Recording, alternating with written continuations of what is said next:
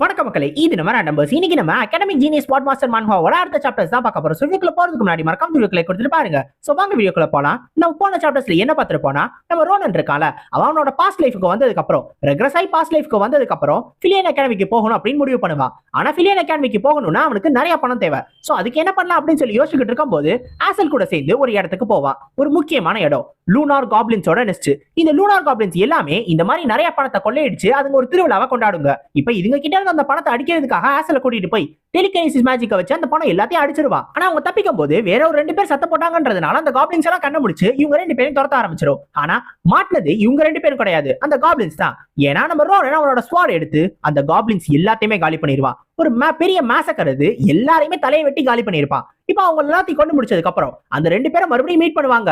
அவனுங்க 2 பேரும் ஆக்சுவலா போச்சஸ் கேலிபரோ அப்படின்னு ஒரு ஆர்கனைசேஷனை சேர்ந்தவனுங்க, ஒரு ஈவிலான குரூப். இப்ப அவனுங்க கிட்ட இருந்து ஒரு பறவையை காப்பாத்தி அந்த பறவையோட ரெக்கையை எடுத்துக்கிட்டு அதோட முட்டையை எடுத்துக்கிட்டு இப்ப கிடைச்ச காசு எல்லாத்தையும் வச்சு வில்லியனுக்கு போறதுக்கு ரெடி ஆயிடுவானுங்க. இதோட தான் நம்ம போன சாப்டர்ஸ் விட்டுட்டு போனோம். இப்ப இதுல இருந்து கண்டினியூ பண்ணுவோம். இந்த ஒரு சாப்டர் ஆரம்பிச்சதும் இப்ப போன சாப்டரோட எண்ட்ல மாரியாவை பார்த்து, ஆமா உன்கிட்ட இருக்க வேண்டியது இருக்கா அப்படின்னு சொல்லி நம்ம ரோனன் கேட்டிருப்பால. அதை கேட்டோடனே நம்ம மாரியா யோசிப்பா, இவன் என்ன சொல்றான், இந்த பைத்தியக்காரன் என்ன பேசிக்கிட்டு இருக்கான், என்னது இருக்க வேண்டியது இருக்கா அப்படின்னு சொல்லி அவளுமே கீழே குடிச்சு பாப்பா. என்னமோ அவ இது வரைக்கும் அதை பார்க்காத மாதிரி. அதை பார்த்த உடனே அவளுக்கே ஒரு மாதிரி டவுட்டா இருக்கும். அப்போ உடனே நம்ம ரோனன், எப்படி இருந்து பார்த்தாலும் உனக்கு அது இருக்கிற மாதிரி தெரியல, ஒருவேளை உங்க அப்பாவுக்கு உனக்கே தெரியாம ஒரு பையன் இருக்குமோ, ஒருவேளை அவருக்கே தெரியாம பையன் இருக்குமோ, அவரே எங்கேயாவது வேற ஏதாவது வேலைகள் பார்த்திருப்பாரோ அப்படின்ற மாதிரி சொல்லுவான். இது எல்லாத்தையும் கேட்ட உடனே மாரியா பலார்னு இவன் அறைவா. இப்ப இந்த அறைய நம்ம ரோனன் ஏற்கனவே வாங்கியிருக்கான். இது கண்டிப்பா அந்த மாரியாவா தான் இருக்கணும், அதே மாரியாசன் தான் அப்படின்னு சொல்லி யோசிப்பான். இந்த மாரியாசன் யார் அப்படின்னா, ஆர்மர்லேண்ட் அப்படின்ற ஒரு இடத்துல சப்ளைஸ் எல்லாத்தையும் பாத்துக்கக்கூடிய ஒரு சாதாரண சோல்ஜர். இப்ப இந்த ஒரு சோல்ஜர் நல்ல ஒர்க் எத்திக்கே வச்சிருப்பான், அதே நேரத்தில் நல்ல பர்சனாலிட்டியும் வச்சிருப்பான். அந்த ஒரு காரணத்தினால எல்லாருக்கூடயுமே சகஜமா பழகுவான். அப்படிதான் நம்ம ரோனன் கூட பழகிருப்பான். ஆனா அந்த மாதிரியான இருக்க அந்த மாரியாவுக்கு ஒரே ஒரு பிரச்சனை இருக்கு. அது என்ன அப்படின்னா, மத்தவங்க எல்லாரும் பசங்க எல்லாரும் ஒன்னா சேர்ந்து அவனுங்க கிட்ட இருக்கிற ஒரு பொருளை பத்தி பேசுவானுங்க. அந்த பொருளை பத்தி பேசும் போதெல்லாம் மாரியா ரொம்ப கோவப்பட்டு எவனா அதை பத்தி பேசுறானோ அவனை பலார் பலார் பலார்னு அறையும். இப்ப இந்த அறைய அங்கதான் நம்ம ரோனன் வாங்கியிருப்பான். அந்த அறையை பார்த்த உடனே நம்ம ரோனனுக்கு கொஞ்சம் கியூரியஸா இருக்கும். அப்படி எதுக்காக தான் இவன் அறையிறான், எதுக்காக கோவப்படுறான் அப்படின்னு அவன்கிட்ட கேட்கலாம்னு நினைச்சான். ஆனா அதெல்லாம் கேட்கறதுக்கு முன்னாடியே மாரியா இறந்து போயிட்டான். அவனும் அந்த போர்க்களத்துல செத்து போயிட்டான். இப்ப நம்ம ரோனனுக்கு அதுக்கான காரணம் என்னன்னு இந்த லைஃப்ல தான் புரிஞ்சிருக்கு. மாரியா உண்மையிலே ஒரு பொண்ணு. அந்த காரணத்தினாலதான் இதை பத்தி அந்த பொருளை பத்தி எல்லாம் பேசும்போது மாரியாவுக்கு ரொம்ப கோவம் இருக்கு.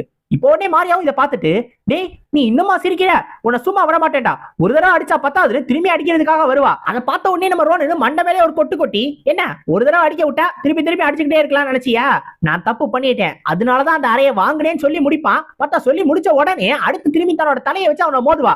இவங்க 2 பேருக்குள்ளே ஒரு குடிமைப்பிடி சண்டையை ஆரம்பிச்சிடும். இது எல்லாத்தையும் பார்த்த உடனே ஆசலுக்கும் கேரிபலுக்கும் என்ன பேசுறதே தெரியாது, என்ன பண்றாங்க அப்படின்னு. அப்புறம் தான் ரியலைஸ் ஆகி, அச்சோ நிறுத்துங்க அப்படின்னு இந்த குழாயடி சண்டையை தடுக்கிறதுக்காக போவாங்க.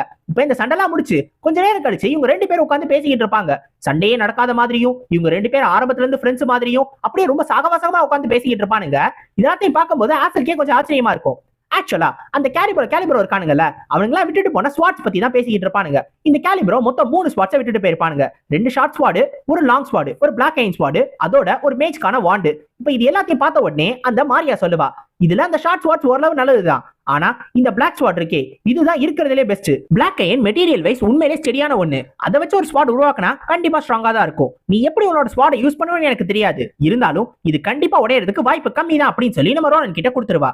அப்போ உடனே அடுத்து அந்த மேஜிக் வாண்டை பார்த்து, இந்த வாண்ட்ல ஒரு மேஜிக் ஸ்டோன் வச்சிருக்காங்க, சோ கொஞ்சம் பவர்ஃபுல்லான மேஜிக்கை இதை வச்சு யூஸ் பண்ண முடியும். ஆமா இங்க இருக்கிற இந்த அழகான கியூட்டி தான் உன்னோட அந்த மேஜா, ஆமா கியூட்டி என்ன மேஜிக்கை நீ யூஸ் பண்ணுவ அப்படின்னு நம்ம ஆசல் பார்த்து கேட்பா. இப்போ உடனே நம்ம ஆசலும், நான் டெலிகைனசிஸ் மேஜிக்கை யூஸ் பண்ணுவேன்னு சொன்னதும், ஓ டெலிகைனசிஸா, அப்படின்னா நீ ஒழுங்கா பெர்ஃபார்ம் பண்ணினா உனக்கு ஸ்காலர்ஷிப்பே கிடைக்கும், கண்டிப்பா கிடைச்சிடும் அப்படின்னு சொல்லிக்கிட்டு இருப்பா. அப்ப நம்ம தான் பிரச்சனை, நம்ம 2 பேரும் நம்மளோட டெக்னிக்கை காட்டி ஆகணும். பிராக்டிகல் எக்ஸாம்ல நம்மளோட டெக்னிக்கை காட்டணும். நீ என்ன டெக்னிக்கை காட்ட போற அப்படின்னு சொல்லி கேட்பான். என்னது டெக்னிக்கா, அது என்ன அப்படின்னு சொல்லி நம்ம ஹீரோ கேட்கும் போது, ஓ உனக்கு தெரியாதா, நீ ஃபிலியன்ல செலக்ட் ஆகணும் அப்படின்னா மொத்தம் 2 எக்ஸாம்ல நீ செலக்ட் ஆகணும். ஒன்னு தியரி எக்ஸாம், இன்னொன்னு பிராக்டிகல் எக்ஸாம். அதுல முக்கியமானது இந்த பிராக்டிகல் எக்ஸாம் தான். அங்க ப்ரொஃபசர்ஸ் எல்லாரும் இருப்பாங்க. அவங்க எல்லாரையும் இம்ப்ரெஸ் பண்ற மாதிரியான ஏதாவது ஒரு விஷயத்தை இவங்க காட்டியே ஆகணும். அவங்க கத்துக்கிட்ட டெக்னிக்ஸ் எல்லாத்தையும். ஒருவேளை அவங்க தியரியில ஒழுங்காவே பண்ணலனாலும் கூட பரவாயில்ல, அவங்க பிராக்டிகல் மட்டும் நல்லா பண்ணிட்டாங்க அப்படின்னா அவங்க கண்டிப்பா செலக்ட் ஆயிருவாங்க. இப்ப ஒருவேளை ஸ்வாட்மேன்ஷிப்பா இருந்தா அவங்க அவங்களோட ஸ்வாட்மேன்ஷிப்புக்கான அந்த டெக்னிக்ஸ் எல்லாத்தையும் காட்டணும். மார்ஷியல் ஆர்டிஸ்டா இருந்தா மானாவை வச்சு யூஸ் பண்ணக்கூடிய டெக்னிக்ஸை காட்டணும். இந்த மாதிரி தான் இருக்கும் அப்படின்னு சொல்லுவான். இது எல்லாத்தையும் கேட்ட உடனே நம்ம ஹீரோவும், என்னது மானாவா, அது என்ன, நார்மலா ஸ்வாட யூஸ் பண்றவங்க மானாவை யூஸ் பண்ணுவாங்களா என்ன, மேஜஸ் தானே மானாவை யூஸ் பண்ணுவாங்க அப்படின்னு சொல்லி நம்ம ரோனன் கேட்பான். இது கேட்ட உடனே நம்ம மாரியாவுக்கு ஒண்ணும் புரியாது. நீ என்ன பேசிக்கிட்டு இருக்க? நார்மலா பில்லியன்ல இருக்கிற எல்லா ஸ்டூடெண்ட்ஸுமே மானாவை யூஸ் பண்ணுவாங்களே, உன்னோட மானாவை நீ கண்டிப்பா சென்ஸ் பண்ணியே ஆகணும். அதுவும் இல்லாம மானாவை காம்பேக்ட்ல யூஸ் பண்றதுக்கு நிறைய பேர் இருக்காங்க. ஆமா, உனக்கெல்லாம் அதை பத்தி தெரியாதான்னு கேட்கும் போது நம்ம ஹீரோ பேந்தன் முடிச்சுக்கிட்டே இருப்பான். அதை பார்த்தோன்னே தான் இரு இரு இரு ஆமா, உனக்கு உண்மையிலே மானாவை சென்ஸ் பண்ண தெரியாதா? உனக்கு அது என்னன்னே தெரியாதான்னு கேட்கும் போது அது எதுவும் ஆறா மாதிரியா அப்படின்னு நம்ம ரோனன் கேட்பான். ஆக்சுவலா நம்ம ரோனனுக்கு அது என்னன்ற ஐடியாவே இருக்காது. மானாவும் ஆறாவும் ஒண்ணுன்னு சொல்ற ஒருத்தன் கூடயா இவ்வளவு நேரம் பேசிக்கிட்டு இருக்கேன்? இதுல இந்த லட்சணத்துல நீ பில்லியனுக்கு வேற போகணும்னு சொல்ற. நீ முதல்ல வெளில கிளம்பி வா, நான் உன்ட்ட ஒரு விஷயம் காட்டணும்னு சொல்லிட்டு அந்த 2 ஷார்ட்ஸ் வாட்சையும் எடுத்துக்கிடுவா. அதை பார்த்தோன்னே நம்ம ரோனன் கேட்பான், ஏ பக்கி, அது உடஞ்சு போச்சுன்னா என்ன பண்ணுவ அப்படின்னு. அதெல்லாம் உடையாது, அதுக்குள்ள இந்த சண்டை முடிஞ்சிடும். அப்படியே உடஞ்சாலும் நான் உனக்கு 3 மடங்கு பணம் தரேன், இப்ப வெளில கிளம்பி வா, நம்ம ஸ்பெஷல் ட்ரைனிங் ஆரம்பிப்போம்னு சொல்லுவா. ஆக்சுவலா இந்த மானான்றது ஒரு ரூட் சோர்ஸ் மாதிரி, எல்லா பவருக்குமே இதான் முக்கியமான ஒண்ணு. இது நேச்சர்லயே இருக்கும், ஒரு பெரிய நேச்சுரல் எனர்ஜி. ஆனா இது நேச்சர்ல இருக்குன்ற காரணத்தினால எல்லாராலையும் இதை யூஸ் பண்ணிட முடியும் அப்படின்றத சொல்லிட முடியாது. ஏன்னா மானாவை யூஸ் பண்ணும் அப்படின்னா அவங்க மானா சென்ஸ் அப்படின்னு ஒன்னு ஆக்டிவேட் பண்ணும். அதை ஆக்டிவேட் பண்ணா மட்டும் தான் அவங்களால பார்க்க முடியும், ஃபீல் பண்ண முடியும், அதை யூஸும் பண்ண முடியும். இப்ப இதை யூஸ் பண்றதுக்கு அவங்களுக்கு டேலண்டும் இருக்கணும், அவங்க ஹார்ட் ஒர்க்கும் போட்டும். இந்த மாதிரி அவங்க ட்ரைனிங் பண்ணிக்கிட்டே இருந்தாங்கன்னா மினிமம் 1 வருஷத்துல எல்லாராலையும் மானா சென்ஸ் ஆக்டிவேட் பண்ணிட முடியும். இந்த பில்லியன் அகாடமிக்கு போகக்கூடிய ஸ்டூடெண்ட்ஸ் இருக்காங்கல்ல, இவங்க எல்லாருமே பெரிய பெரிய ஃபேமிலியே சேர்ந்தவங்க. அதனாலயே இவங்க எல்லாரும் மானா சென்ஸ் ஆக்டிவேட் பண்ணி இந்த மானாவெல்லாம் ஃபீல் பண்ண முடிஞ்சதுக்கு அப்புறம் தான் பில்லியனுக்கே போய் அப்ளை பண்ணுவாங்க. சோ அப்படி இருக்கிறப்ப நம்ம ஹீரோவுக்கு மானாவுக்கும் ஆறாவுக்குமே வித்தியாசம் தெரியல அப்படின்னா அவன் பில்லியனுக்கு போறது உண்மையிலே ரொம்ப ரொம்ப கஷ்டம் அப்படின்னு தான் நம்ம மாரியா சொல்லுவா. ஒருவேளை நம்ம ஆறாவை எடுத்துக்கிட்டோம் அப்படின்னா அதுவும் ஒரு டைப் ஆஃப் மானா அப்படிதான். ஆனா அதுக்கு இருக்கிற டிஃபரன்ஸ் கிட்டத்தட்ட வானத்துக்கும் பூமிக்கும் இருக்கிற டிஃபரன்ஸ் மாதிரி ரொம்ப ரொம்ப பெரிய டிஃபரன்ஸ் இருக்கும். ஆக்சுவலா டேலண்ட் இருக்கிறவங்களா இருந்தாலும் அவங்க ஹார்ட் ஒர்க்கை போட்டு கிட்டத்தட்ட 10 வருஷத்துக்கு அவங்களோட ட்ரைனிங் பண்ணிக்கிட்டே இருந்தா மட்டும்தான் ஆறான் ஒன்ன ஆக்டிவேட் பண்ண முடியும். அது ஒரு டைப் ஆஃப் மானா மாதிரி தான். ஆனா அதுக்கு அதிகமான அளவு ட்ரைனிங் போடணும். ஆனா அதே நேரத்துல மானான்றது ஒரு பேசிக்கான விஷயம். இப்போ உனக்கு எல்லாமே புரிஞ்சிருச்சா அப்படின்னு சொல்லி மாரியா கேட்பா. நம்ம ஹீரோவும் ஏதோ புரிஞ்சிருக்கு அப்படின்னு சொல்லுவான். ஆக்சுவலா ஆரா யூசர்ஸ் நம்ம ஹீரோ பேட்டில் ஃபீல்ட்ல பாத்துருக்கான். அவனோட போன பேட்டில் ஃபீல்ட்ல அவங்க எல்லாருமே ரொம்ப வித்தியாசமான ஒரு அன்யூஷுவலான பவரை வச்சிருக்காங்கன்னு அவனுக்கு தோணும். அவனுங்க எல்லாருமே கொஞ்சம் கடுப்பேத்துவானுங்க தான். ஆனா யாரை வெட்டினாலும் சாகதான் செய்வாங்க, ஏன்னா எல்லாரும் மனுஷங்க தான். அதனால அந்த மாதிரி யூசர்ஸ்மே செத்து போறதை நம்ம ஹீரோ பாத்துருக்கான். அப்ப மாரியாவும் சொல்லுவா, இதுக்கு மேலேயும் எக்ஸ்பிளனேஷன் எல்லாம் கொடுத்துக்கிட்டு இருக்கிறதுல பிரயோஜனமே கிடையாது. டைரக்டா அதை ஒன்னா நீ உணர்ந்தீனா மட்டும்தான் உன்னால அதை சீக்கிரமா கத்துக்க முடியும். அதனால சீக்கிரமா கத்துக்கிறதுக்கான ட்ரைனிங் ஆரம்பிப்போமான்னு கேட்டு ரொம்ப வேகமா நம்ம ரோனன் பக்கத்துல வருவா, நம்ம ரோனன் கூட சண்டை போடுறதுக்காக. நம்ம ரோனன் அதையும் பிளாக் பண்ணிடுவான். இவ ஒரு சின்ன பொண்ணு, இவளால என்ன பண்ணிட முடியும் தான் நம்ம ரோனன் யோசிப்பான். ஆனா அதை விட அவ கொஞ்சம் ஸ்ட்ராங்கான ஆளா தான் இருக்கா. நம்ம ரோனனுக்கு கொஞ்சம் ஆச்சரியமா தான் இருக்கும். ஏன்னா மாரியா இவ்வளவு ஒரு சின்ன பொண்ணா இருந்தாலும் அவளால இந்த அளவுக்கு பவரை எக்ஸர்ட் பண்ண முடியுதா? அதே நேரத்துல 2 ஸ்வாட்ஸ் வேற வீல் பண்றா. இதெல்லாம் கொஞ்சம் பார்க்கிறதுக்கு கொஞ்சம் ஆச்சரியமா தான் இருக்கு. தன்னால பார்க்க முடியலனாலும் அவ பண்றதுதான் கண்டிப்பா மானாவா இருக்கணும், அவ யூஸ் பண்றதா மானாவா இருக்கணும் அப்படின்னு நம்ம ரோனனுக்கு புரியும். இப்ப அந்த நேரத்துல நம்ம மாரியா தான் ரொம்ப ஆச்சரியப்படுவா. ஏன் அப்படின்னா நம்ம ரோனன் கிட்ட மானானா என்னன்னு காட்டி நம்ம ரோனனை தோக்கடிச்சிட்டா அப்படின்னா கண்டிப்பா நம்ம ரோனன் அந்த டெஸ்ட்டை எடுத்துக்க மாட்டான். ஏன்னா டெஸ்டிங் ஏரியாவுக்கு போயிட்டு அங்க போயிட்டு அவன் அவமானப்பட்டானா அது நல்லா இருக்காதுல்ல. அதனால இங்கே அவமானப்படட்டும், இப்ப அவனுக்கு மானானா என்னன்னு காட்டிடுவோம் தான் நம்ம மாரியா நினைச்சிருப்பா. ஆனா அதையும் தாண்டி நம்ம ரோனன் அவளை புஷ் பண்ண ஆரம்பிச்சிருவான். நம்ம ரோனன் கொஞ்சம் ஸ்ட்ராங்கா இருப்பா. அதை நம்ம மாரியா எதிர்பார்த்திருக்கவே மாட்டா. அப்போடே நம்ம ரோனன் டக்குன்னு அவளோட 2 ஸ்வாடையும் தட்டி விட்டுட்டு இந்த அட்டாக்க பிளாக் பண்றதுக்கு பதிலா டாச் பண்ணுன்னு சொல்லிட்டு கரெக்டா அவன் முன்னாடி ஒரு பெரிய ஸ்லாஷ கொடுப்பான். இதை பார்த்த உடனே அவ ஜஸ்ட் மிஸ்ல தப்பிச்சிருப்பா. அவளே இதை எதிர்பார்த்திருக்க மாட்டா, ரொம்ப பின்னாடியும் வேற போயிருவா. அப்போடே நம்ம மாரியா சொல்லுவா, நீ இந்த அளவுக்கு இருப்ப நான் எதிர்பார்க்கவே இல்லை, நீ அந்த அளவுக்கு நார்மலான ஆள் இல்ல போல அப்படின்னு சொல்லி கேட்கும் போது, ஆமா நீயுமே கொஞ்சம் டேலண்டான ஆளா தான் இருக்க, ஸ்வாட நல்லாவே யூஸ் பண்ற, ஆனா உன்னோட சென்டர் ஆஃப் கிராவிட்டி ஒழுங்கா இல்ல, அதை மட்டும் கொஞ்சம் சரி பண்ணினா நீ இன்னுமே ஸ்ட்ராங்கரா மாறிடுவா அப்படின்னு சொல்லிட்டு நம்ம ரோனன் அந்த இடத்துல இருந்து கிளம்பிடுவான். இதை பார்த்த உடனே நம்ம மாரியாவுக்கு கோவம் வந்து, டேய் அதுக்குள்ளேயுமா கிளம்புற, என்ன நீ ஜெயிச்சுட்டுதான் நினைக்கிறியா, என்ன தோக்கடிச்சுதான் நினைக்கிறியான்னு கேட்கும் போது அப்ப நம்ம ரோனன் சொல்லுவான், உன்னோட ப்ராமிஸ மறந்துடாத, 3 மடங்கு நல்லா ஞாபகம் வச்சுக்கோ அப்படின்னு சொல்லுவான். ஏன்னா அந்த மாரியா கையில வச்சிருப்பால அந்த 2 ஸ்வாடுமே உடஞ்சு போயிரும். அதை நம்ம மாரியா எதிர்பார்த்திருக்கவே மாட்டா. இது எப்ப உடஞ்சு எப்ப இதெல்லாம் பண்ணன்னு கேட்கும் போது ஸ்வாடோட காசை மறந்துடாதன்னு சொல்லிட்டு நம்ம ரோனன் அந்த இடத்துல இருந்து போவான். இப்ப அவன் போன உடனே நம்ம மாரியாவை பின்னாடி இருந்து கூப்பிட்டு நம்ம ஆசல் குட் ஜாப் அப்படின்னு சொல்லிட்டு அந்த இடத்துல இருந்து போயிடுவான். சும்மாதான் அவனை ஒன்று கொஞ்சமாவது ஆறுதல் படுத்தணும்ல. இவனுங்க 2 பேர் யாரா அப்படின்னு சொல்லி நம்ம மாரியா யோசிச்சுக்கிட்டு இருப்பா. இப்ப அடுத்த நாள் நம்ம மாரியாவும் அந்த இடத்துல இருந்து கிளம்ப வேண்டியதா இருக்கும். அதுக்கு முன்னாடி நம்ம ரோனன்ட்ட காசு கொடுக்கறதுக்கு பதிலா பிலியனோட புக்ஸை கொடுத்துட்டு போவா. சோ பிலியனுக்கு தேவைப்படுற புக்ஸ், அந்த எக்ஸாம்க்கு தேவைப்படுற புக்ஸ், அதோட ஸ்டடி மெட்டீரியல்ஸ் எல்லாத்தையுமே சம்மரைஸ் பண்ணி இவளா எழுதுனதுன்னு எல்லாமே வச்சிருப்பா. இப்ப இது எல்லாத்தையும் நீங்களே வச்சுக்கோ, ஏன்னா எக்ஸாம்க்கு இன்னும் 1 மாசம் தான் இருக்கு, அதுக்குள்ளே நீங்க ப்ரிப்பேர் பண்ணல, அதனால நல்லா படிங்க அப்படின்னு சொல்லுவா. இதை கேட்ட உடனே நம்ம ரோனன் சொல்லுவான், என்ன என்ன எதுவும் ஏமாத்த பாக்குறியா? இது எல்லாத்தையும் எதுக்கு கொடுக்குற அப்படின்னு கேட்கும்போது, இல்ல இல்ல இரு, பொறுமையாயிரு. ஆக்சுவலா எனக்கு உங்க 2 பேரையும் ரொம்ப பிடிச்சிருக்கு. அந்த காரணத்தினாலதான் உங்களுக்காக ஒரு ஃப்ரீ சர்வீஸா இதை கொடுக்குறேன். நானே இங்க இருந்து உங்களுக்கு சொல்லி கொடுக்கணும்னு தான் ஆசைப்படுறேன். ஆனா நான் இந்த இடத்துல இருந்து கிளம்ப வேண்டியது இருக்கு. அதனால நான் கிளம்புறேன். நீங்க 2 பேரும் நல்லா படிங்க. ஒருவேளை இதுலயும் நீங்க ஃபெயில் ஆயிட்டீங்க அப்படின்னா நான் அதை ஏத்துக்கவே மாட்டேன். ஏன்னா இவ்வளவு புக்ஸ் நான் கொடுத்துருக்கேன் அப்படின்னு சொல்லிட்டு அந்த இடத்துல இருந்து கிளம்பிடுவா. இப்ப நான் உங்களை திருப்பியும் கேபிட்டல்ல பாக்குறேன்னு சொல்லிட்டு அவங்கள்ட்ட டாடா காமிச்சு அங்க இருந்து கிளம்பிடுவா. நம்ம ரோனனும் இவனோட பாடியை ட்ரெயின் பண்ணும். அதே நேரத்துல புக்ஸை வச்சு படிக்கவும் செய்யணும்.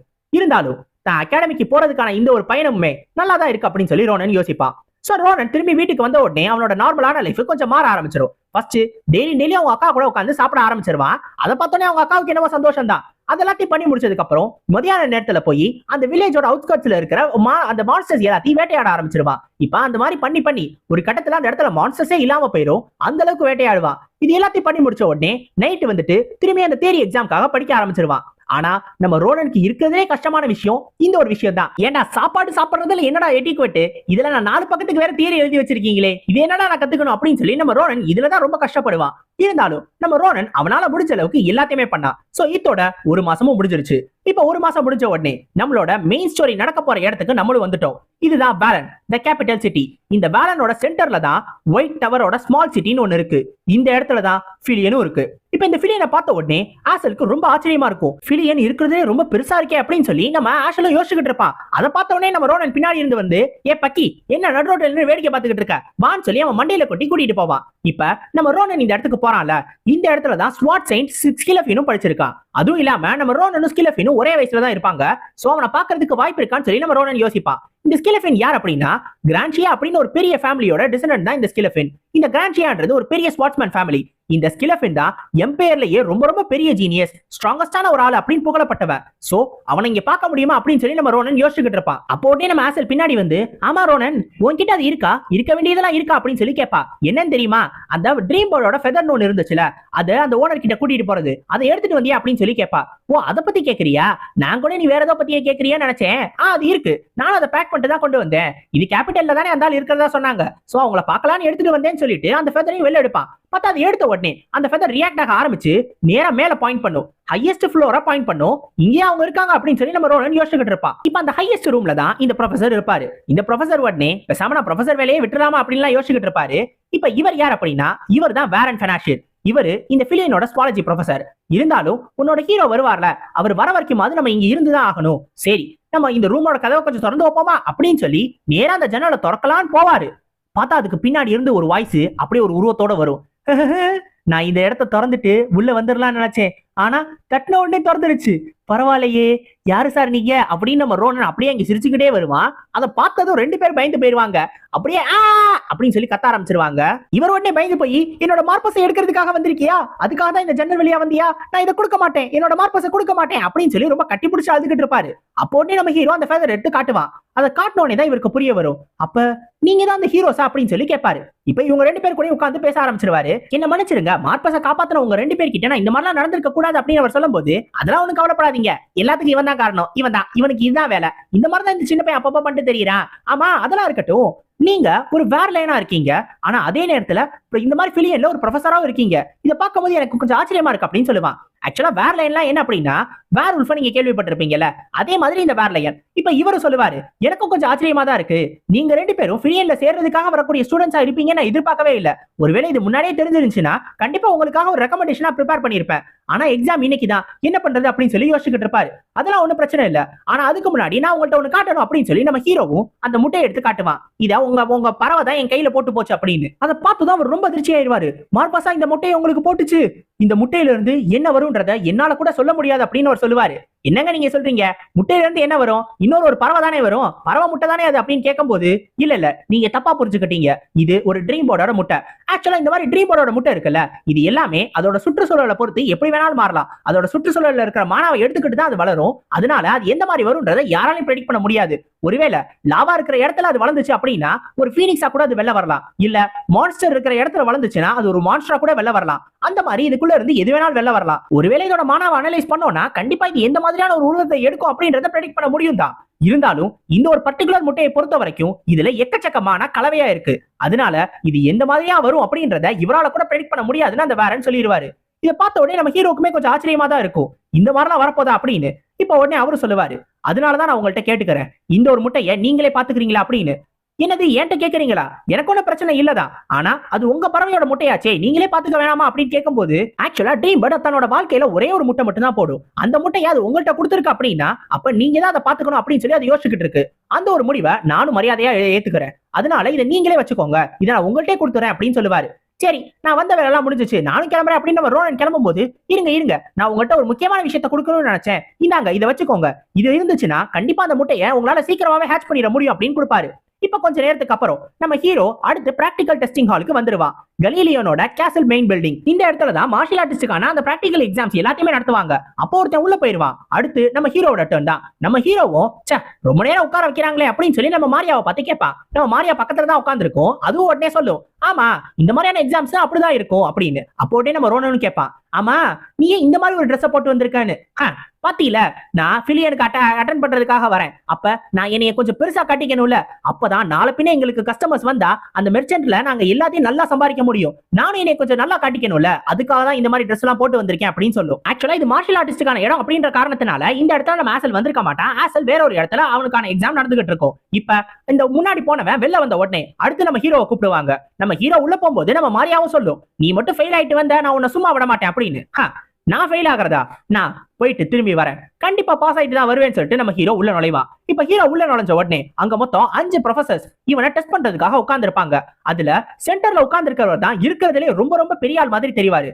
அவர் தான் இந்த பிலியனோட ஹெட் மாஸ்டர் ஆர்க்மேஜ் கிராவா கிராட்டிர். இப்ப அதுக்கு பக்கத்துல உட்கார்ந்து இருக்கிற ஒருத்தவங்களும் ரொம்ப ஃபியர்ஸா தெரிவாங்க. இவங்க யார் அப்படின்னா, இவங்க தான் ஸ்வாட்ஸ்மேன்ஷிப்போட இன்ஸ்ட்ரக்டர் கிராண்ட் ஸ்வாட் செயின்ட் நாபிரோஸ். இப்ப நம்ம ஹீரோ போய் அவனை இன்ட்ரோடியூஸ் பண்ணிக்கிட்ட உடனே அந்த ஹெட் மாஸ்டர் தான் சொல்லுவாரு, இப்ப நீங்க எந்த மாதிரியான ஸ்கில்ஸை டிஸ்ப்ளே பண்ண போறீங்களோ அதை அங்க இருக்க அந்த டம்மி மேல தான் நீங்க டிஸ்ப்ளே பண்ணணும். இது மேஜிக்கலால இன்ஜினியர் பண்ணப்பட்ட ஒரு டம்மி. இப்ப நீங்க என்ன டெக்னிக்கை யூஸ் பண்ண போறீங்கன்னு கேட்கும்போது நம்ம ஹீரோ உடனே ஜஸ்ட் ஒரு கட்டு மட்டும் தான் பண்ண போறேன், ஏன்னா இந்த டம்மிக்கு அதுவே போதும் அப்படின்னு சொல்லுவான். இதை கேட்டதும் அந்த ஹெட் மாஸ்டர் பக்கத்துல உட்கார்ந்திருக்க அந்த 2 ப்ரொஃபசர்ஸும் இவன் அந்த டம்மியை பார்த்த உடனே அது அவ்வளவுதான் அப்படின்னு சொல்லி முடிவு பண்ணிட்டான். ஆனா அந்த டம்மியோட டிஃபென்சிவ் எபிலிட்டி, ரீஜெனரேஷன் பத்தி எல்லாம் இவனுக்கு கண்டிப்பா தெரியவே தெரியாது. அதுவும் இல்லாம அந்த ஸ்கிலஃபினே இது கிட்ட வந்துட்டு லைட்டா ஒரு ட்ரேஸை மட்டும் தான் விட்டுட்டு போக முடிஞ்சு. அப்படி இருக்கிறப்ப இந்த பையனால என்ன பண்ணிட முடியும் அப்படின்னு சொல்லி இவங்க 2 பேரும் நம்ம ஹீரோ அவனுக்கு முன்னாடியே இந்த மாதிரி கலாய்ச்சி பேசிக்கிட்டு இருப்பாங்க. இப்ப அந்த நேரத்துல நம்ம ஹீரோ அவனோட கான்சென்ட்ரேஷனை வச்சிருப்பான். அப்படியே அந்த டம்மியை மட்டும் தான் பாத்துக்கிட்டு இருப்பான். அவனோட கான்சென்ட்ரேஷன் ஃபுல்லா அந்த டம்மி மேலதான் இருக்கும். இப்ப கரெக்டா அந்த நேரத்துல ஒரு பெரிய ஸ்லாஷ், ஒரே ஒரு ஸ்லாஷ் தான். அதை பண்ணி முடிச்ச உடனே திரும்பி அவனோட ஸ்வாட் எடுத்து உள்ள வச்சிருவான். வச்சுட்டு அவ்வளவுதான், நான் எல்லாத்தையும் கொடுத்து முடிச்சிட்டேன் அப்படின்னு சொல்லுவான். இதை பார்த்தோன்னே அந்த 2 ப்ரொஃபசர்ஸ் மறுபடியும் கலாய்ச்சிக்கிட்டு தான் இருப்பாங்க. ஆனா அந்த நேரத்துல ஹெட் மாஸ்டருக்கு மட்டும் ரொம்ப அதிர்ச்சியா இருக்கும். ஏன்னா அதை பார்த்தோன்னே அவர் ரொம்ப ஆச்சரியமா யோசிச்சுக்கிட்டு இருப்பாரு. ஆனா அதையும் தாண்டி அந்த நாபிரோஸ் இருக்காங்களே, அவங்க சீட்ல இருந்தே எந்திரிச்சு வந்து நேரா நம்ம ஹீரோ கிட்ட வந்து தன்னோட ஸ்வாட் எடுத்து அவனோட கழுத்து கிட்ட வச்சு, யார் நீ, இந்த ஸ்வாட்மேன்ஷிப்பை எங்க இருந்து கத்துக்கிட்ட அப்படின்னு கேட்பாங்க. யார்கிட்ட இருந்து கத்துக்கிட்டேனா எனக்கு ஒன்னும் புரியலையே அப்படின்னு நம்ம ரோனன் சொல்லும் போது, இல்ல நான் கொஸ்டினை கொஞ்சம் மாத்தி கேட்கிறேன், நீ என்னோட மூமெண்ட்ஸை பார்த்ததானே, அதை உன்னால பார்க்க முடிஞ்சான்னு கேட்கும்போது, ஆமா பார்க்க முடிஞ்சு, நீங்க உண்மையிலே சூப்பராகவே பண்ணீங்க. ஆக்சுவலா உங்களோட டேபிள் மேல எந்திரிச்சதுல இருந்து உங்களோட ஸ்வாடையை உங்களால அன்ஷீட் பண்ணிருக்கவே முடியாது. அவ்வளவு பெரிய ஸ்வாடை நீங்க அன்ஷீட் பண்ணது மட்டும் இல்லாம மொத்தம் 3 தடவை ஸ்விங் பண்ணீங்க. அதுக்கப்புறம் தான் என்னோட கழுத்துக்கிட்ட வந்து வச்சீங்க அப்படின்னு சொல்லி நம்ம ஹீரோ சொல்லுவான். இதை கேட்ட உடனே அவங்களும், ஆமா நான் 3 தடவை தான் ஸ்விங் பண்ணேன், நீ சொன்ன மாதிரியே நான் கரெக்டா தான் பண்ணேன், ஆனா நீ பண்ணியே அந்த கட்டு அதே மாதிரிதான் இதையும் பண்ணேன் அப்படின்னு சொல்லுவாங்க. அப்பதான் நம்ம ஹீரோவை பார்த்து கேட்பாங்க, என்ன என்னால அதை பார்க்க முடியாதுன்னு நினைச்சியா? நீ முதல்ல உன்னோட ஸ்விங்ஸ் எல்லாத்தையுமே ரொம்ப ஃபாஸ்டா பண்ண, அதுக்கப்புறம் கடைசி கட்ட ரொம்ப ஸ்லோவா பண்ண. ஏதோ எங்களால அதுக்கு முன்னாடி இருக்கிற ஸ்விங்ஸை பார்க்க முடியாத மாதிரியும், அதனால எங்களுக்கு காட்டணும்ன்றதுக்காகவே அந்த கட்டை நீ ஸ்லோவா பண்ண மாதிரியும் தெரிஞ்சு. என்ன உனக்கு அவ்வளவு அரகன்ஸா? நீ எங்க இருக்கன்றத மறந்துட்டியா என்ன அப்படின்னு நம்ம நாபிரோஸ் கேட்பாங்க. ஆனா நம்ம ரோனன் அதை அப்படி யோசிக்கல. அது என்ன அப்படின்னா, நம்ம ரோனனோட ஸ்வாட் எங்க தாங்காம போயிருமோ, அந்த டெக்னிக்னால அது உடஞ்சு போயிருமோ அப்படின்றதுக்காக கடைசி கட்ல மட்டும் கொஞ்சம் ஸ்ட்ரென்த்தை கம்மியா போட்டிருப்பான். ஆனா இப்படியே போறத பார்த்தா கண்டிப்பா அந்த நாபிரோஸ் ஏத்துக்க மாட்டாங்க. அவங்க ரியாக்ஷன் பார்த்தாலே அது அப்படிதான் தோணுது. இப்ப என்ன பண்றதுன்னு சொல்லி யோசிச்சுக்கிட்டு இருப்பான். அப்போதே நம்ம நாபிரோஸ் மறுபடியும் அந்த பக்கம் வந்து திரும்பிட்டு, நான் உன்னை கண்டிப்பா ஞாபகம் வச்சிருப்பேன், நான் கண்டிப்பா நானே தான் உனக்கு டீச் பண்ணுவேன் அப்படின்னு சொல்லிட்டு அந்த இடத்துல இருந்து போயிருவாங்க. யார் இவங்க பைத்தியக்காரங்களா இருக்காங்க, இப்பதான் முறையா பார்த்தேன், என்னன்னே புரிஞ்சுக்காம சம்பந்தமே இல்லாம இந்த மாதிரி கோவப்பட்டு போறாங்களேன்னு சொல்லி நம்ம ரோனன் யோசிச்சுக்கிட்டு இருப்பான். ஆரம்பத்திலே ஒரு பெரிய ஆள் கிட்ட நம்ம ரோனன் மாட்டிக்கிட்டான். இப்போ உடனே இந்த ஹெட் மாஸ்டரும் இவங்களே டீச் பண்ண போறாங்கன்னா அப்ப இப்பவே இவங்க டிசிப்ளின் முடிவே பண்ணிட்டாங்க. நம்ம எக்ஸாமோட ரிசல்ட் வரதுக்கு முன்னாடியே ரோனன் கண்டிப்பா செலக்ட் ஆயிடுவான்னு சொல்லி அவங்க முடிவே பண்ணிட்டாங்கன்னு சொல்லி அந்த ஹெட் மாஸ்டர் யோசிச்சுக்கிட்டு இருப்பாரு. அப்ப அந்த ஹெட் மாஸ்டரும் நம்ம ரோனனை பார்த்து கடைசியா ஒரே ஒரு கொஸ்டின் மட்டும் கேட்பாரு. ஒரு காமனான கொஸ்டின் தான். இது கேட்கறதோட இந்த எக்ஸாம் முடிஞ்சிடும். அது என்ன அப்படின்னா, இந்த பிலியனுக்கு வந்து அப்படி நீங்க என்ன கத்துக்க போறீங்க அப்படின்னு கேட்பாரு. இதை கேட்ட உடனே நம்ம ரோனன் யோசிக்க ஆரம்பிச்சிருவா. இந்த ஃபிலியனுக்கு வந்தா நம்ம ரோனனால நிறைய கத்துக்க முடியும். ஸ்வாட்ச்மேன்ஷிப்பை கத்துக்கலாம், ஆரா என்னன்றதை கத்துக்கலாம், மானாவை கத்துக்கலாம். ஆனா அது எல்லாத்தையும் தாண்டி நம்ம ரோனன் என்ன தெரியுமா கத்துக்கணும்னு நினைக்கிறான்? அது எந்த ரெக்ரெட்ஸும் இல்லாம வாழ்றதுக்கு. எந்த ரெக்ரெட்ஸும் இல்லாம வாழ்றது எப்படின்றதுதான் நம்ம ரோனன் முதல்ல கத்துக்கணும்னு நினைக்கிறான். இதை கேட்ட உடனே அந்த ஹெட் மாஸ்டருக்கே கொஞ்சம் ஆச்சரியமா இருக்கும். நம்ம ரோனனே அந்த இடத்துல இருந்து போக சொல்லிடுவாரு. அவன் போனதுக்கு அப்புறம் எந்த ரெக்ரெட்ஸ் இல்லாம வாழணும்னு நினைக்கிறானா, அதுக்கு நான் என்ன அவனுக்கு டீச் பண்றது அப்படின்னு சொல்லி அவர் சிரிச்சுக்கிட்டு இருப்பாரு. இதை கேட்ட உடனே பக்கத்துல இருக்கிற ப்ரொஃபஸரும் என்ன சொல்றீங்க, நாபிரோஸும் அந்த மாதிரி ரியாக்ட் பண்ணாங்க, நீங்களும் இந்த மாதிரி ரியாக்ட் பண்றீங்க, அந்த பையன் அப்படி என்ன பண்ணா, அவன் ஏதோ ட்ரிக்கை யூஸ் பண்ணானா அப்படின்னு சொல்லி அவங்க கேட்கும்போது அப்பதான் அந்த ஹெட் மாஸ்டர் சொல்லுவாரு, இதை நீங்க ட்ரிக்குன்னு எடுத்துக்கலாம் இல்ல டேலண்ட்டும் எடுத்துக்கலாம், கொஞ்சம் அந்த டம்மியை பாருங்க அப்படின்னு சொல்லுவாரு. பார்த்தா அந்த டம்மியோட தலை அப்படியே வெட்டப்பட்டு கீழே வந்து விழுகும். அது ஒரு கிளீனான கட்டு. இப்ப நம்ம ஹீரோ வெளில வந்த உடனே நம்ம ஹீரோ என்ன தெரியுமா யோசிப்பான்? அந்த நாபிரோஸோட ஸ்வாட பத்தி தான் யோசிச்சுக்கிட்டு இருப்பான். அந்த நாபிரோஸ் ரொம்ப ரொம்ப வேகமா ஸ்விங் பண்ணாங்கல்ல, அதை பார்த்த உடனே ஒருவேளை தன்னோட பாஸ்ட் லைஃப்ல இருக்கிற ரோனனா இருந்தா அவங்கள ஃபேஸ் பண்ண முடியுமா அப்படின்னு சொல்லி நம்ம ரோனன் யோசிப்பான். அது கொஞ்சம் கஷ்டம் தான். ஏன்னா அப்ப கூட அவனால கண்டிப்பா நான் ஜெயிக்க முடியும் அப்படின்ற மாதிரி கான்பிடன்ஸோடலாம் இல்ல. இப்ப நம்ம ரோனன் எல்லாருமே ஸ்ட்ராங்கான ஆளுங்களை பார்த்துட்டோம், நான் இருக்கிறதே ரொம்ப ஸ்ட்ராங்கான ஆளுங்களை ஃபேஸ் பண்ணிட்டேன் அப்படின்னு சொல்லி தான் யோசிச்சுக்கிட்டு இருந்தான். ஆனா இப்பயும் கூட தான் கத்துக்கிறதுக்கு இன்னும் நிறைய இருக்கு, இந்த மாதிரியான ஆட்கள் இன்னமும் இருக்கதான் செய்யறாங்க அப்படின்றத நம்ம ரோனன் இப்பதான் பார்த்திருக்கான். அப்ப ஃபிலியனுக்கு வந்தது கரெக்ட் தான். அந்த அடேஷான் சொன்ன மாதிரி நான் ஃபிலியன்ல கத்துக்கிறதுக்கு இன்னும் நிறைய இருக்கு அப்படின்னு சொல்லி நம்ம ரோனன் யோசிச்சுக்கிட்டு இருப்பான். இப்ப ரிட்டன் டெஸ்ட் மட்டும் தான். நம்ம ரோனன் எல்லாத்தையுமே மெமரைஸ் பண்ணிட்டானா, ஒரு மாசமா இதுக்காக கஷ்டப்பட்டு இருக்கான். சோ இத ரொம்ப ஈஸியாவே பண்ணிட முடியும்னு ஒரு தைரியத்தோட நம்ம ரோனன் போவான். ஆனா அதே தைரியத்தோட வெளில வர மாட்டான், ஜாம்பி மாதிரி தான் வெளில வருவான். போச்சு எல்லாமே ஊத்திக்க போகுது, எல்லாமே புட்டுக்க போகுது அப்படின்னு சொல்லி தான் நம்ம ரோனன் ரியாக்ஷன் வச்சிருப்பான். அதை பார்த்தோன்னே மாரியாவும் கேட்பா, ஆமா நான் தான் உன்கிட்ட பேக் ஃபுல்லா புக்ஸ் கொடுத்தது எல்லாத்தையும் படிக்க சொன்னேனே, அப்ப எப்படி நீ ஃபெயில் ஆனு கேட்கும்போது அப்பதான் நம்ம ஆசல் சொல்லுவா, ஆக்சுவலா நம்ம ரோனனும் படிக்க ட்ரை பண்ணியிருக்கான். அப்ப என்ன பண்ணிருக்காப்லனா, உள்ள இருந்து ஒரு புக்கை எடுத்து அந்த புக்கை படிக்க ஆரம்பிச்சிருக்கான். அந்த ஒரு புக்கை படிச்சு முடிக்கிறதுக்கே ஒரு மாசம் ஆயிருக்கு. அதனால அதை மட்டும் தான் மெமரைஸ் பண்ணியிருக்கான், அந்த பேக்கை பத்தியே மறந்து போயிட்டா. மத்த புக்ஸ் எல்லாம் படிக்காம போனதுனால நம்ம ரோனனால அந்த கொஸ்டின் ஃபுல்லா எழுதவே முடியல. அதனாலதான் இந்த மாதிரியான ஒரு நிலைமை. அப்போ உடனே டெஸ்ட் ரிசல்ட்ஸ் எல்லாத்தையும் அனௌன்ஸ் பண்றதுக்காக எல்லாரும் ஒன்னா சேர ஆரம்பிச்சிருவாங்க. அதை பார்த்த உடனே நம்ம மாரியாவும், சரி வா ரோனன் வா, பரவாயில்ல அதெல்லாம் ஒன்னும் ஆகாது, நீ கண்டிப்பா பிராக்டிகல் எக்ஸாம்ஸ்ல நல்லா தான் பண்ணிருப்ப, செலக்ட் ஆயிருவான்னு சொல்லிட்டு நம்ம ரோனனை இழுத்துட்டு போவோம். ஆனா நம்ம ரோனனுக்கு நம்பிக்கையே இருக்காது. இப்ப ஒரு விஷுவல் மேஜிக் மூலமா எல்லா ரிசல்ட்ஸையும் காட்டுவாங்க, யார் யாரெல்லாம் செலக்ட் ஆயிருக்காங்க அப்படின்னு. இதுல யாரெல்லாம் பாஸ் ஆனாங்களோ அவங்களோட எல்லாரோட பேருமே இருக்கும். இதுல மேஜிக்கல் டிபார்ட்மெண்ட்டை பொறுத்த வரைக்கும் நம்ம ஆசல் இருக்கான்ல, அவன் பிராக்டிகல்ல 12வது இடத்துலயும் தியரியில ஃபர்ஸ்ட்லயும் வந்திருப்பான். அதே மாதிரி நம்ம மாரியா இருக்கால, அவன் மார்ஷியல் ஆர்ட்ஸ் டிபார்ட்மெண்ட்ல பிராக்டிகல்ல 9th தியரியிலையும் 9th வந்திருப்பா. இது எல்லாத்தையும் பார்த்த உடனே இவங்க ரெண்டு பேருக்கு ரொம்ப சந்தோஷமாகி ரெண்டு பேரும் ரொம்ப அப்படியே சந்தோஷத்துல இருப்பாங்க. அப்போ உடனே மாரியாவும் சொல்லுவா, அங்க பாரு ஆசல், நீ தான் தியரியில ஃபர்ஸ்ட் வந்திருக்க, உன் கூட சேர்ந்து இன்னும் 2 பேர் ஃபர்ஸ்ட் வந்திருக்காங்க, இருந்தாலும் நீ உண்மையிலே புத்திசாலி தான், உண்மையிலே சூப்பரா பண்ணிட்ட அப்படின்னு சொல்லி ஆசல பாராட்டிக்கிட்டு இருப்பா. அந்த நேரத்துல நம்ம ரோனனை திரும்பி பார்த்து, ஆமா ரோனன் நீ என்ன ரேங்க்னு திரும்பி பார்த்தா நம்ம ரோனன் இன்னும் லைஃப்லெஸ்ஸா போயிடுவான். ஆமா எனக்கு நல்லாவே தெரியும், நான் இதுல செலக்ட் ஆக மாட்டேன்னு எனக்கு தெரியும், எல்லாமே ஊத்திக்கிச்சு அப்படின்னு அவன் பாட்டுக்கு புலம்பிக்கிட்டே இருப்பான். என்னன்னு பார்த்தா நம்ம ரோனனோட பேர் அது இருக்கவே இருக்காது. உடனே மாரியாவும் பக்கத்துல போய், நல்லா கண்ணை திறந்து பாத்தியா அதுல உன் பேர் இருக்கான்னு கேட்கும் போது, இல்ல நான் எல்லா பேரையும் திரும்பி பார்த்துட்டேன், என் பேர் அதுல இல்ல அப்படின்ற மாதிரி நம்ம ரோனன் இன்னும் அப்படியே கீழே போயிட்டே இருப்பான். அந்த நேரத்துல டக்குன்னு ஒரு பெரிய விஷுவல் மேஜிக் வந்து அந்த இடத்துல படும், ஒரு பெரிய ஃபயர் மேஜிக் மாதிரி.